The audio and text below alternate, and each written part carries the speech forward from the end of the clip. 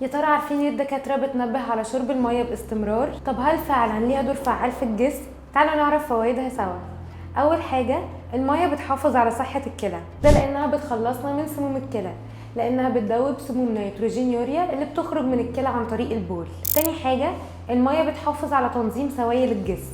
المية بتساعد في انتقال الدم في الدورة الدموية وعمليات الهضم وامتصاص ونقل العناصر الغذائية. تالت حاجة، بتسهل عمل الجهاز الهضمي، وده لأن شرب المية بكميات كافية بيمنع الإمساك. رابع حاجة، بيحتاج المخ المية بوفرة عشان يقدر يصنع الهرمونات والخلايا العصبية، ولو مفيش مية في الجسم بوفرة هيكون في لخبطة في الهرمونات وضعف في الخلايا العصبية.